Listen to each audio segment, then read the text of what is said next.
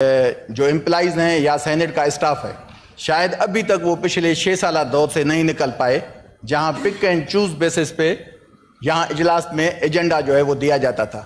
मेरे ख्याल में आप जब अकेले में इनसे बैठे तो अपने स्टाफ से लाजमी पूछें। मैंने तो फर्स्ट वुमेन बैंक के जो प्राइवेटाइजेशन हो रही है इलीगल प्रीवियस कैबिनेट में, वो तो मेरे ख्याल में मैंने पीपी के दोस्तों के साथ में मिला, वो मोहतरमा बेनजीर भुट्टो साहबा का एक तोहफा है पाकिस्तान के लेडीज के लिए। उसको कैसे जो केयर टेकर गवर्नमेंट ने केयर टेकर कैबिनेट से एक वहां फैसला लिया कि ये यूएई के एक private company. Calling attention notice आपका है मिनिस्टर फॉर एनर्जी। मैं उसी पे आता हूं, आप उस पे आए। मैं उसी पे आ रहा हूं क्योंकि मिनिस्टर इज गोइंग। मैं बताता हूं, मिनिस्टर बैठा है, बताता हूं मिनिस्टर को। मैं सिर्फ ये बताना चाहता था कि 6-7 मैंने कॉलिंग अटेंशन तो करें। मैं इस पे आता हूं सर। ये लास्ट मंथ के एंड में जो मिनिस्टर हमारे पीएनडी के हैं एहसान इकबाल साहब, उन्होंने चाइनीज के साथ जो सीपे की कमेटी है उसी में उन्होंने अनाउंस किया और फिर यहाँ आके उन्होंने कहा कि जी हम पाकिस्तान में 2100 मेगावाट के 3 पावर प्लांट लगाने जा रहे हैं।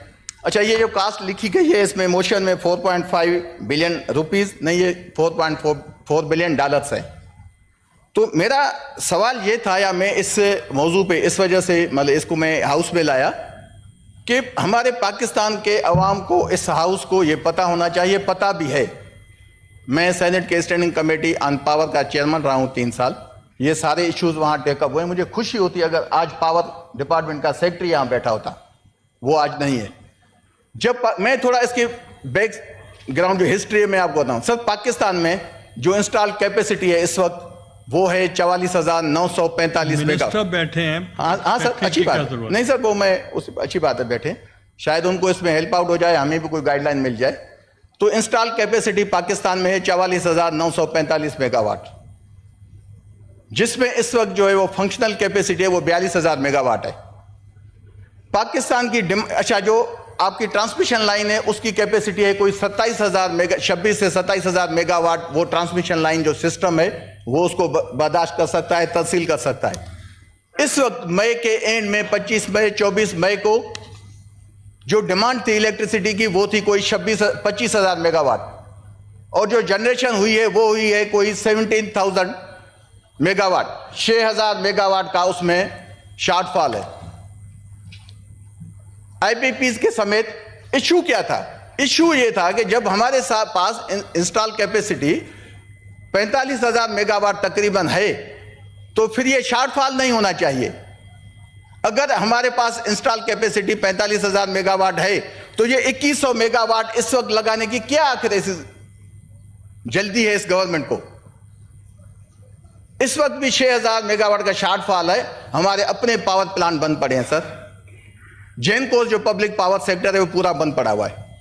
मैं पहले इसकी जो मिनिस्टर साहब के मैं डॉक्यूमेंट लाया हूं सारे। मिनिस्टर साहब ने आगे कहा है ये कौन से 3 पावर प्लांट है? आजाद वतन, कोहला, गवादर में कोयले पे पावर प्लांट। सर कोयले पे पावर प्लांट तो इस वक्त जो है, इस वक्त जब हमारे पास ये टोटल 2100 मेगावाट है, अगर हम पब्लिक सेक्टर के पावर जनरेशन प्लांट चलाएं जो हमारे जेनको 1, जेनको 2, जेनको 1 मींस जामचरो जिसमें 700 मेगावाट से ज्यादा बिजली बनती है। जेनको 2 है गुड्डू थर्मल में 2100 मेगावाट बिजली बनती है। जेनको 3 वो है मुजफ्फरगढ़ में तकरीबन 1600 मेगावाट की बिजली बनती है। जेनको 4 वो है लाखड़ा में 150 मेगावाट थी, उसको जानबूझ के बंद किया गया। इसकी अगली पॉइंट जो है वो बड़ी इंटरेस्टेड है। मिनिस्टर साहब कहते हैं कि हमने चाइनीज कंपनी से बात की है, $4.5 बिलियन ये लोन देंगे।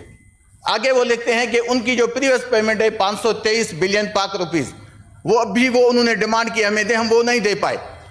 भाई जब आप 523 बिलियन नहीं दे रहे पाक रुपीज उनको, तो ये $4.5 बिलियन कर्जा लेके उस पर 2100 मेगावाट लगाने की आगे आपको इतनी जल्दी है, जब आपके पास इंस्टॉल कैपेसिटी कोई 45,000 मेगावाट है।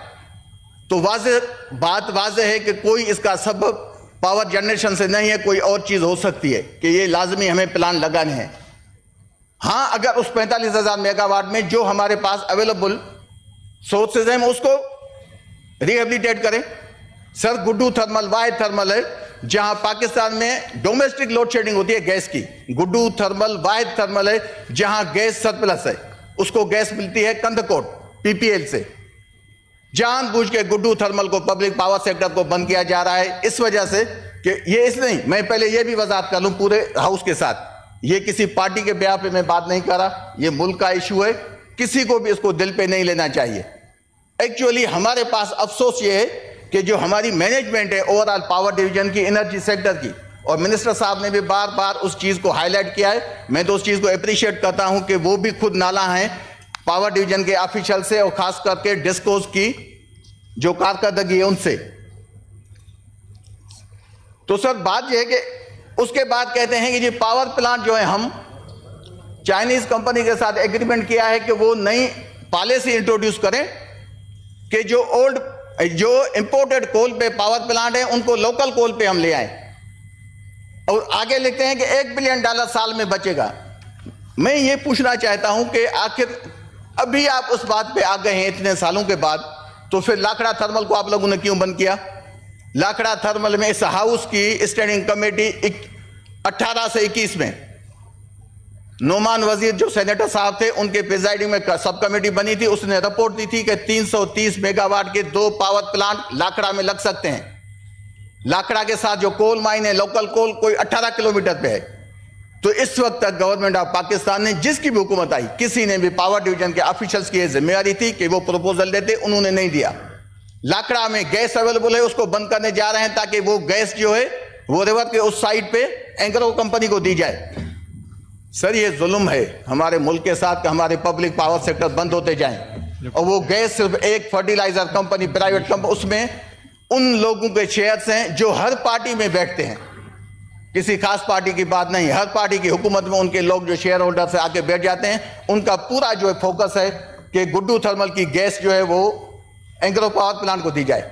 सर मैं तो ये समझता हूं सर, बड़े में बड़ा मसला जब हुआ सर, ये है कि आईपीपी के साथ जब एग्रीमेंट किए गए, जब तक आईपीपी, ये जो एनर्जी क्राइसिस मुल्क में है, जब तक आईपीपी, ये सारी रिपोर्ट्स हैं, आप जो केयरटेकर मिनिस्टर थे हमारे शायद मोहम्मद अली साहब, उनकी सुने, अभी मिनिस्टर साहब बैठे हैं, इससे पहले मिनिस्टर साहब आए, सबकी एक ही चीज है कि जब तक आईपीपी के साथ ये एग्रीमेंट खत्म नहीं होते, तो ये सर्कुलर डेट खत्म नहीं होगा, पाकिस्तान में ये जो डेली जो मतलब प्राइस इन्फ्लेशन होती है ये भी खत्म नहीं होगी। उसकी वजह क्या है? वजह यह है कि आईपीपी के साथ एग्रीमेंट किया गया कि उसका रेट होगा डॉलर्स में, कैपेसिटी पेमेंट उसको पेमेंट होगी। जो अभी आज आप देख रहे हैं कि जनरेशन 17,000 है, लेकिन हम पेमेंट 45,000 मेगावाट की उन कंपनीज को कर रहे हैं जो आईपीपी है। यही मुल्क के साथ जुल्म है। पिछले 10 साल की मैं फिगर आपको बताता हूं कि पावर जनरेशन कैपेसिटी जो चार्जेस हैं वो कोई 9,500 बिलियन है, जबकि कैपेसिटी पेमेंट 8,900 बिलियन है। 100% सर तकरीबन हम आइडियल पेमेंट दे रहे हैं। तो हल यही है कि आईपीपी जब खत्म हो उनके एग्रीमेंट, अफसोस ये हुआ कि 2021 में 1996 में पहला आईपीपी जो बना था वो था कैपको, 1994 की पॉलिसी से पहले। तो कैपको 96 में स्टार्ट हुआ, कैपको का टाइम खत्म, जो एक्सपायर था उसका एग्रीमेंट वो था 2021 में। सर 2021 में उसको ये 1600 मेगावाट है उसकी कैपेसिटी, बजाय उसको खत्म करें उसी को एक्सटेंड जो है उसको एक्सटेंशन दी गई। ये जुल्म है इस मुल्क के साथ। बजाय कि हमें आईपीपी खत्म करने चाहिए, उनके टाइम का इंसाफ करना चाहिए। यहां हम 2100 मेगावाट का और जो है फंदा अपने गले में डालना चाहते हैं, ये हमें नहीं डालना चाहिए। किसी भी लेवल पे मुल्क इसको कभी भी बर्दाश्त नहीं कर सकता। हाँ, अगर आपको वाकई समझते हैं कि बिजली क्या है, तो सर ये डायाग्राम है पावर डिवीजन का। 21,000 मेगावाट ये हाइडल से, पब्लिक पावर सेक्टर कंपनी से, उनसे बना सकते हैं। हमें आईपीपी से जान छुड़ानी चाहिए, बजाय हम ये पावर प्लांट लगा के हाइडल पे जाना चाहिए। हम ऐसे काम क्यों करने लगे हैं बिला वजह? मैं तो सर ये इस नतीजे पे पहुंचा हूं, दोस्तों को तकलीफ ना हो। अफसोस ये है कि पब्लिक हमारे जो पावर सेक्टर हैं, हमारे जेनको 4 हैं, 3 सिंध में। यही बड़ी में बड़ी वजह है कि वो सिंध में लोकेट करते हैं, जिसकी वजह से उसको रिहेबिलिटेट नहीं किया जाता। जामचोरो जेनको 1, गुड्डू जेनको 2, जेनको 4 लाखड़ा। अगर ये पंजाब में होते तो ये रिहेबिलिटेट हो जाते। सिंध की वजह से उसको मुखालफत करके उनको बंद किया जा रहा है, जब वो फीजिबल भी हैं। जामशरो पावर प्लांट RFO पे है, RLNG पे है, उसको जानबूझ के फर्नेस ऑयल पे ये चलाते रहे कि नुकसान में दिखा के इसको बंद करना है। अगर वो RLNG पे चलाते तो उसकी ये चेयरमैन नेपरा जो तौसीफ था उसने आके एडमिट किया था हमारी कमेटी में कि बिल्कुल सही है, ये गलत फैसला हमसे हुआ है माजी में। अगर RLNG भी हम चलाते तो इसकी कास्ट 14 रुपए पर यूनिट होती इंस्टेड ऑफ 30 रुपीज। सच ये है कि कम से कम हमें उम्मीद है कि जब पूरे मुल्क में इस वक्त एक बहाना बनाया जा रहा है कि जी थेफ्ट ऑफ इलेक्ट्रिसिटी, बेशक है 400-500 बिलियन है ना सर, जो थेफ्ट कैपेसिटी पेमेंट के मद में हो रही है, जो सर्कुलर डेट पे आ रही है, उसको हमें बंद करना चाहिए सर। अगर हम उसको तब बंद करेंगे जब ये IPPs खत्म होंगे, कि बजाय IPPs को खत्म करने के उसके टाइम को हम नए जो 2100 मेगावाट और लगाने लगे हैं, किस शौक में। ओबरो साहब 10 मिनट से ज्यादा सर मैं बैठ जाता, मुझे तो बहुत बड़ा से पाकिस्तान का इशू है। हकीकत ये है कि हमें तो टाइम यहाँ भाई 1 मिनट सर कंक्लूड करता हूँ सर। ये एक्चुअली ये जो पावर प्लांट है ये नहीं लगने चाहिए। हमारे पास हाइडल में भी स्कोप है, हमें उस पर जाना चाहिए। हमारी आइंदा नस्लों का इशू है, हम तो तबाह हो रहे हैं, आइंदा नस्ल हमारी कभी भी इसको सर्वाइव नहीं कर सकी, फेस नहीं कर सकेगी। ये एक मैं मिनिस्टर साहब की एक तवज्जो भी दिलाऊं इस बात पे, वो इस बात को इंट्रोस भी करेंगे मेरे ख्याल में। सर हालत ये है, गवर्नमेंट जिसकी भी हो, अब 13 से 18, 18 से 21, 21 से 24, सर जेनकोस के सीओ नहीं है, CPPA का CEO नहीं है, NTDC का MD नहीं है, कैसे चलाएंगे आप power sector. Sir power sector ऐसे दबा नहीं हुआ, सिर्फ पावर सेक्टर के जो लोग बैठे हैं, जो ऑफिशियल्स ऊपर, ये हम पॉलिटिकल लोगों को गले में जानबूझ के फंदा डालने की कोशिश कर रहे हैं, हर गवर्नमेंट को यूज करते हैं। हमें उनका एहसास करना चाहिए, उनसे पॉलिसी बनानी चाहिए। थैंक यू जी। Thank you sir. Minister for energy. बहुत मेहरबानी मिस्टर चेयरमैन। आपको मैं पिछली दफ़ा जब